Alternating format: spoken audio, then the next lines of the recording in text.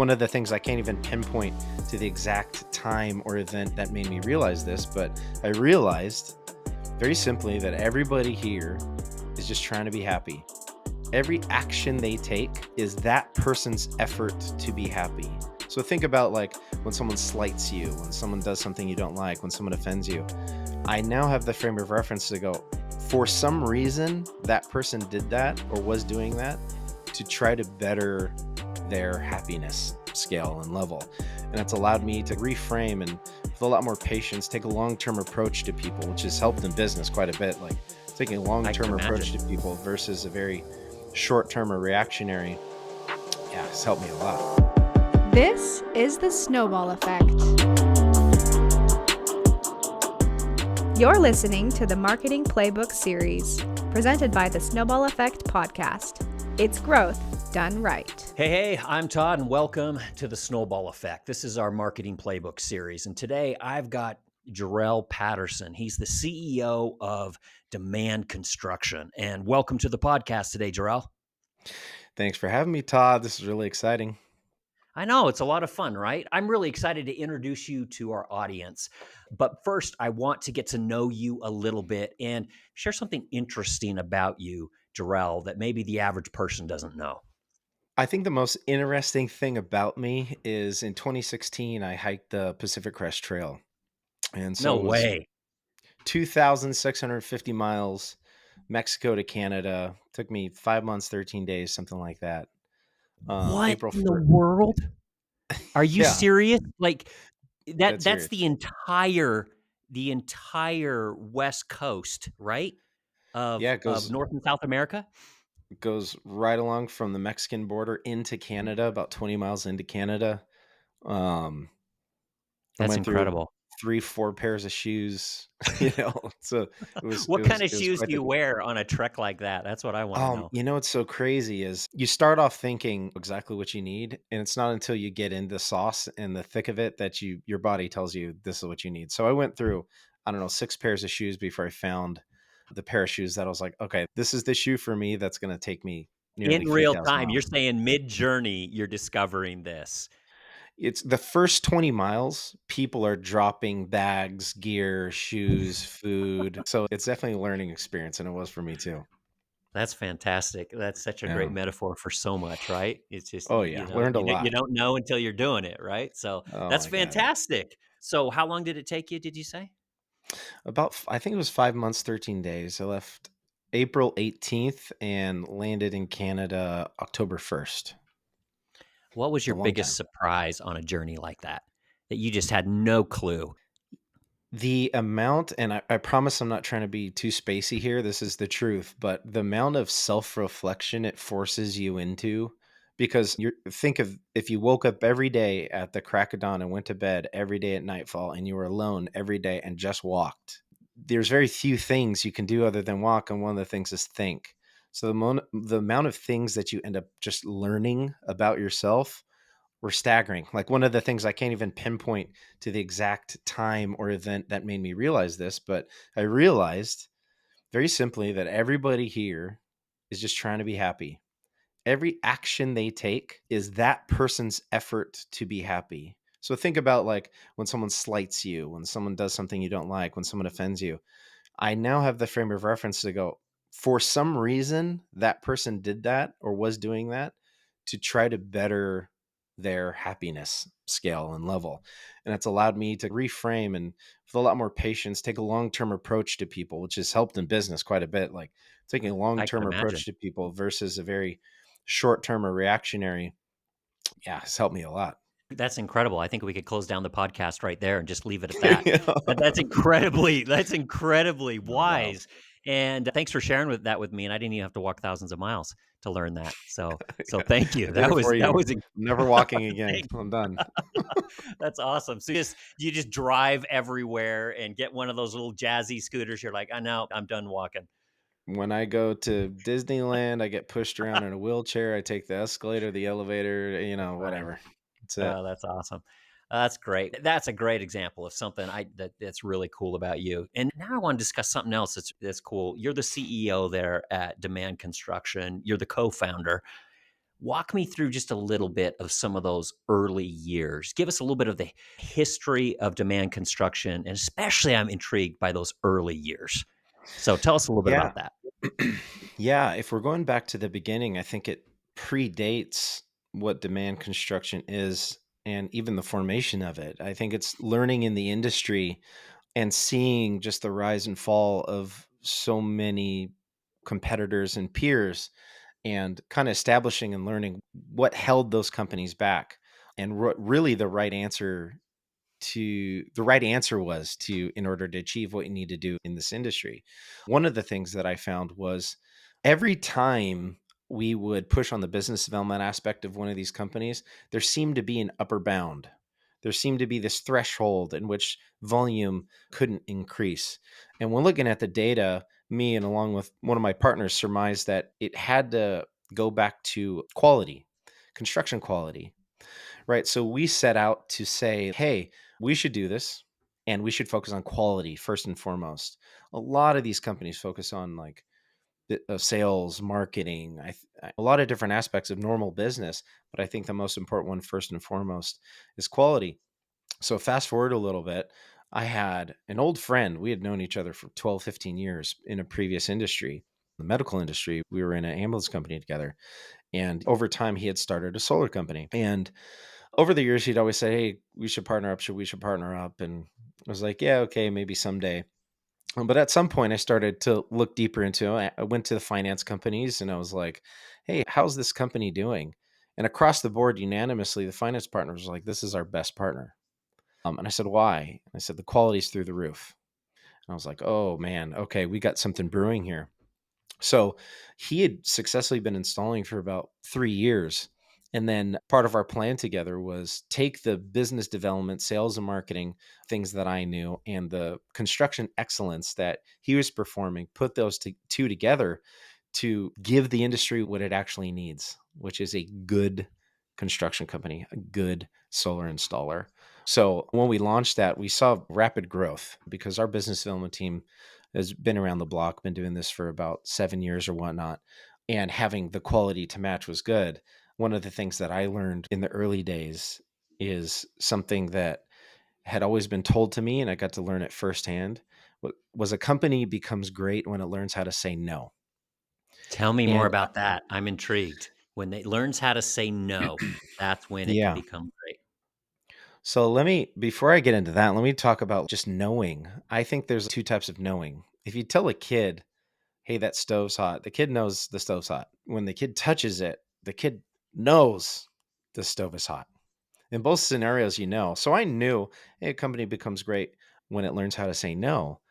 But then when I burnt myself, when I touched the stove, I realized, oh man, a company becomes great when it learns how to say no. And the lesson that we learned, I'm using we loosely. I'm going to say I'll take it on the chin. But the lesson I learned was casting a wide net and focusing on a lot because you want to do a lot is not the right answer. The right answer is really focusing into the things that matter and saying no to, regardless of how attractive a product, a service, a partner may be, and really leaning into just those right answers. I think that's really smart. I think about my own marketing team. I think of all the different initiatives we try to tackle, and pretty soon you end up doing 20 different things at a C grade level instead of three things at an A level.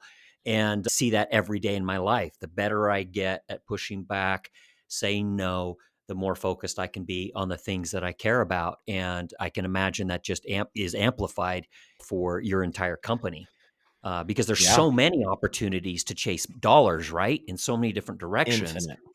and so many of those you just have to turn down, right? You So should. You should. And I think all of life is about timing. I think the other lesson there is just wait. There will be an opportunity for that. It may not be today, but when these things are ironed out, when you are achieving what you want to achieve, there will be a spot for that. And the other thing, a part of that also in the early days, what I learned is having the right team is everything. Another lesson I always hear echoed. It's very cliche, but it's hire slow, fire fast. I think the root of that is making sure you have the right team members. I learned firsthand having a bad person has much more. greater impact than having a good person. So being willing to make sure that you have the right team, which thank goodness we assembled, and it took a little bit of refinement, but ending up with the right team has allowed us to really navigate whatever these industries throw at us. With the right team, regardless of what legislation's passed or what things happen in this industry, you can navigate it with your A team. I love that. There's so much of what you said that I really resonate with, all the way from where you started about identifying the quality of construction that you and your partner are interested in, to say no to certain things so that you can really do what you do best. You can continue to do that really, really well. And then bringing in people that have that same kind of DNA. So I want to build off of that, Jorrel. Highlight for our audience. Just give us a brief overview of the services that Demand Construction offers. And then I want to ask you, what makes you better at doing that than anyone else? So the services that we offer are pretty straightforward. We offer home improvement, and there's currently layers to that, in my opinion, because first and foremost, the number one home improvement item we offer is solar. And the way I word it that way is because I think there are a myriad, there's literally thousands of solar installers. There are very few contractors. And what I mean by that is there's this analogy or this anecdote I like to talk about. It's about Xerox. I'm going to date myself a little bit here, but Xerox was huge, still a big company, but huge, especially in the tech space in the late 70s, early 80s. Very, very big company. And that company made printers, copiers, fax machines. The product didn't change much, and they made a decision to not change that product very much. So when you have a company or an industry whose product doesn't change much, who ends up pushing the product? Sales and marketing guys. That's obvious. Okay. So over time, who ends up being the leaders, the VPs, the presidents, the C suite of that company? Sales and marketing guys. Well, what happens when you have competitors that now focus on innovation? What happens when you have distribution issues and complexity? What happens when you have manufacturing issues or hurdles? That leadership will try to sales and market their way out of those problems instead of operating like a tech company would. What I believe solar is experiencing right now is all the leaders in the solar space are sales and marketing guys that were very successful, that became the leaders, and now said, I'm going to play construction in a construction space. So, what differentiates Demand, I think, from other contractors is we brought in construction professionals.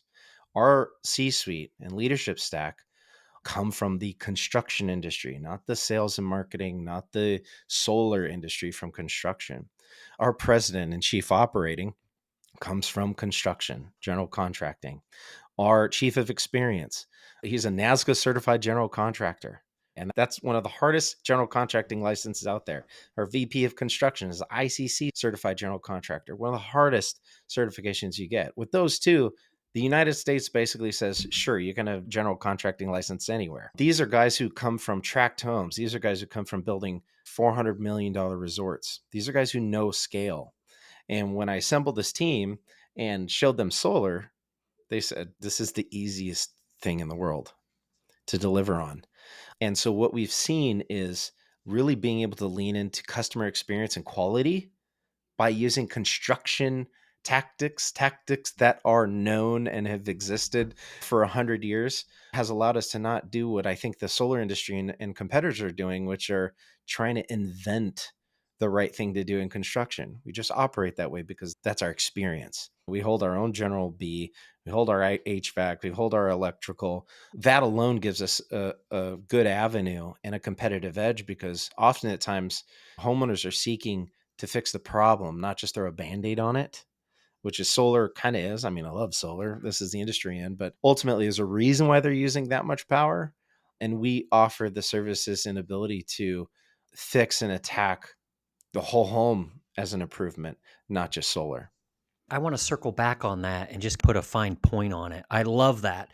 The fact that rather than elevating sales and marketing folks up to the top who are going to try to use when you're a hammer, you think everything's a nail. And so they're going to use their expertise to try to drive the company, versus the approach that's being taken at Demand, where you're taking these innovators, these people that know quality, that have they eat, drink, and sleep it all day, What impact does that have on the consumer? That DNA that makes up demand. Help me distill that down to what impact day to day does that have on the customer? A big issue in this industry, I think, is installers not understanding who their customers are. There's about four customers. You've got the homeowner, you've got the sales rep, you have the dealer owner, right? Sales dealer owner, and you also have third parties, partnerships you make. You really have to treat them as a customer. The AHJ is a customer. You send them donuts every week, they're going to do your permits faster. They're a customer. There is no scenario in that cube, that four-cornered cube of customers where you can make everyone happy but the homeowner. Everybody's experience stems from the homeowner experience. Every single one. I cannot make a dealer happy if the homeowner is upset. I cannot make partners happy if the homeowner is upset because the sales rep becomes upset and because the dealer owner becomes upset. So focusing on this has allowed us to really focus on the homeowner experience and work backwards to what the product and the service and the operation should actually be. We are not an operation that says, do it this way. We're an operation that says, what's the best possible experience for you guys? And work backward from there and deliver on that. I really enjoyed that. I thought that was really insightful. And now I want to follow that through. So you're making this a good experience for the homeowner, right? We hear a lot, and at Snowball, this is our bread and butter, but word of mouth, right? We hear about that, and you try to create a good experience for customers so that they can generate word of mouth for you. Sometimes I hear from people that, hey, our word of mouth strategy is basically cross your fingers and hope. Yeah. Hope is great. I'm all for it. I'm all for it. But maybe that's not the best strategy. Help me understand, what are some actionable things that companies can do, that people can do to try to intentionally impact positive word of mouth marketing for their company? Up until about the 70s, that hip hop wasn't allowed on the radio. Are you serious? I Rap, didn't know that. I didn't know it that. wasn't allowed. There was no producer, no programmer that wanted any sort of hip hop, rap, anything to be on the radio. It wasn't until the early 80s that hip hop or rap was allowed to be on the radio. And yet that thrived. Well, how? 100% of what artists, hip hop and rap artists had to do up to this point was word of mouth marketing. How did they do it? They went on the street, they connected with their audience, they threw great events, they threw up posters, right? This is pre-internet, pre-cell phone, all that. And every single way they try to communicate directly with the end user. And only through that were people was like, oh, okay, now I know I'll check you out. And they have a good experience. They're like, okay, I'm going to share that. I'm going to share that. And I think right now, solar is hip hop in the late 70s. Really, because if you think about it, it's like every marketing strategy doesn't work really well. The worst one is mailers. Second worst is billboards. I've never seen an ad. B2C is tough. It's expensive, right? So what is the best way currently? It's word of mouth marketing. And the strategies that we have used that we've seen work and the strategies that I see work in the industry is really focusing on collecting and promoting customer testimonials and reviews. It's one thing to plant a seed, it's another thing to harvest, right? So going out actually purposefully and intentionally collecting that, having great referral programs, community events or webinars is another thing that works really well. Webinars is very popular in the industry and we've been successful with that. And also social media. And again, going back to the seed, you got to plant it and you actually got to go out and harvest it. And it's one of the reason why the partnership with Snowball has been so great. But also it comes down to it makes both of our jobs much easier in doing that when the experience was first and foremost good. Numbers get better when the experience is good. And we have found in tandem with all those strategies, ensuring a good experience is exceeding expectations and solving problems quickly. I always say like the best time to create a good experience is when something bad happens, when something goes wrong. Often at times, if someone just coasts through and they have a good experience, they don't know they did. If someone has a bad experience and then you quickly make up for it, you solve it, you're fast, you're communicative, they're like, oh my God, I had a great experience. kind of bizarre how that works, but we obviously focus on those things and see success with that. Well, I love how you articulated that, and I think I'm gonna quote you in an upcoming article that I'm writing on Very our good. site. It's basically satisfaction sucks. Customer satisfaction sucks. Like, you've gotta delight, right? But Have that to. point right there about your opportunity to really help someone realize this is a great experience is when something goes wrong or something, there's a wrinkle, and you come in and show that you're a problem Be the solver. hero. And that was so interesting how you said that. Otherwise, they're just oblivious. Okay, No, great, no. everything's working. That's isn't that how it should be? But Right. but but when something goes wrong, it kind of wakes them up to the, oh wait, Right. this is reality. This is reality, and this is a It's team that can crazy. swoop in and solve problems. I love how that was articulated. I've got a nice opportunity here because I've got Jorrel in front of me, somebody with lots of experience. Now I want you to just look down the road for a second and help us understand what's coming down the road. I think what's coming down the road is a greater need for contractors to have a direct and excellent relationship with its customers. I think that's a big theme emerging here. It is. But I think the days of third parties coming in and middling that experience, whether it be sales, yeah, mainly sales, I think is going away. And the contractors are going to have to own that a lot more and continually align with the customers. So again, what Snowball is providing is exactly the thing that these contractors are going to need in order to sustain, maintain, and grow. I think if you look at every other industry, every other home improvement, taking a long-term approach to your customer base is critical. And it's not until you get to solar where it's a very one and done thing. Very one and done. And I that's not sustainable. We're seeing the biggest and the best crumble. Like why? It's well definitively not sustainable. And one of the ways that I think we're solving this, and I think every company not doing this will suffer and feel the pain, is approaching solar as home improvement and really looking at a home as home improvement versus looking at some item to peddle. I really think that's where the industry is headed. Just that mindset, juxtaposition what you just described, that this is an ongoing relationship. This is home improvement. How long will you have your home? You're going to have your home for decades. All right. This isn't a one time transaction. But I think the juxtaposition there really shows how much different you are because you look at it in those terms of home Yeah, here's improvement, a long-term relationship. here's a question I usually ask like proficient sales guys and ladies in our industry. Usually I'll ask, it's like, how many installs do you have under your belt? And usually the average is around 400. I've got 400 installs. Why are you still knocking? Like, Interesting. think about it. If I was a real estate agent and I sold 400 houses, I'm never canvassing or marketing. I have 400 clients over the course. The average resident stays in California at least for about 5 to 6 years.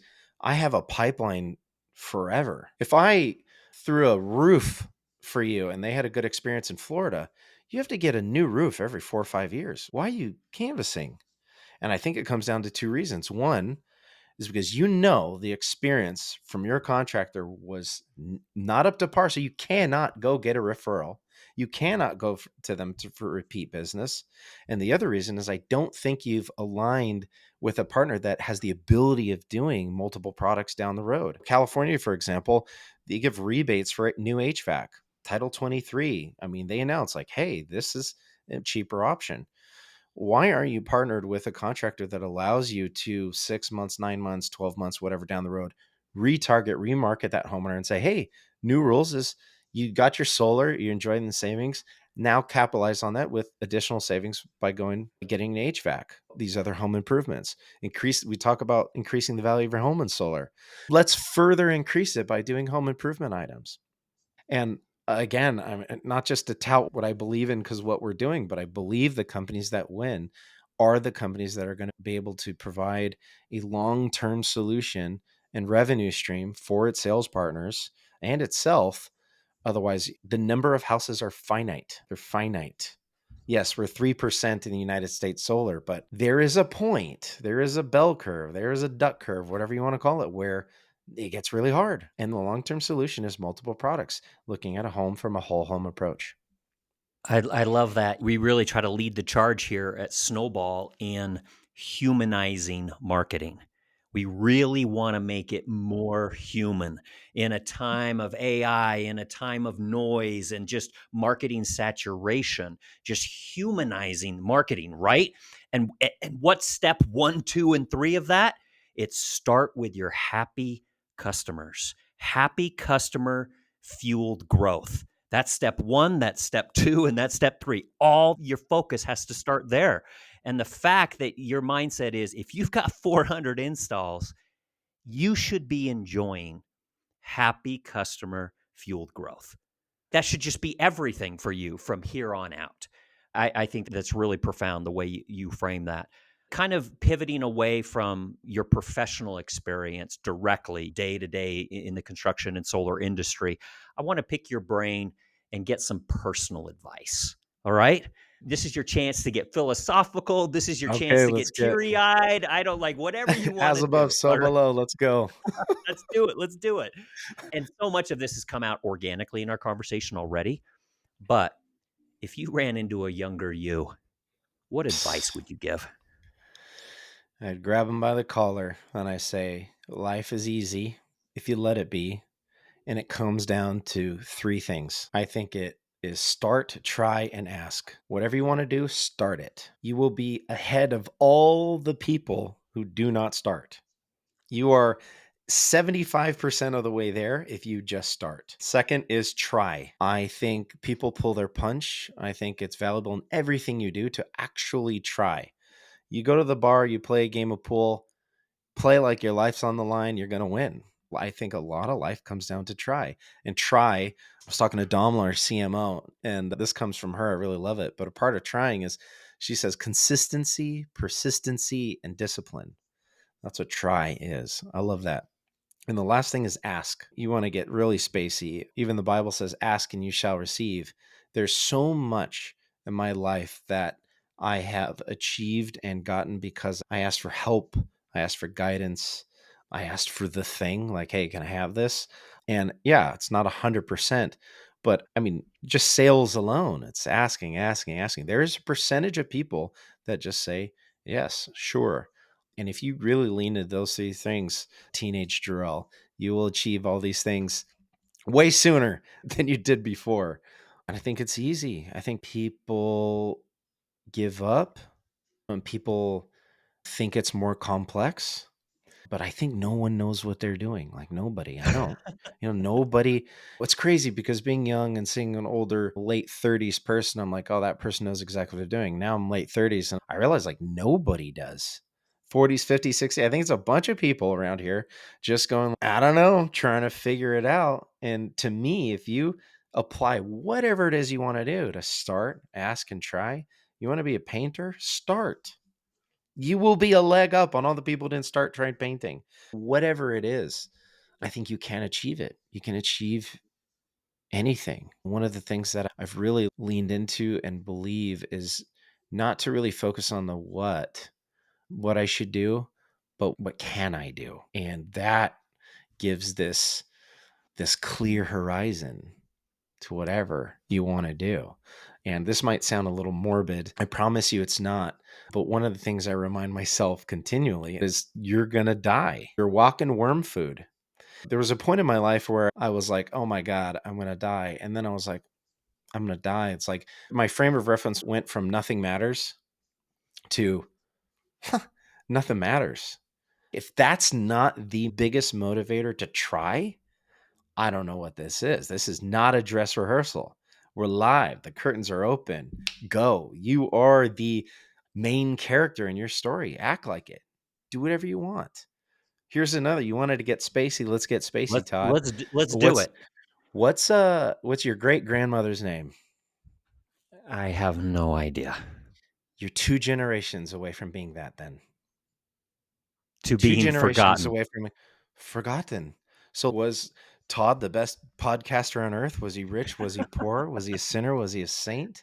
Did he try hard? Did he ask? Did he start? That's seemingly irrelevant. Okay, if that doesn't matter, shoot, if I'm running out, then what matters right now, today? It's 2 o'clock in the afternoon. After this, what am I doing? What are you doing? That's what matters. And with that mindset and that perspective for me, and it wasn't easy. Like I said, two types of knowing. It's not the easiest thing to really get it, but I think once you do, you're invincible. You're just invincible. Try, start, ask. Try, start, and ask. Start, I try, and ask. That's it.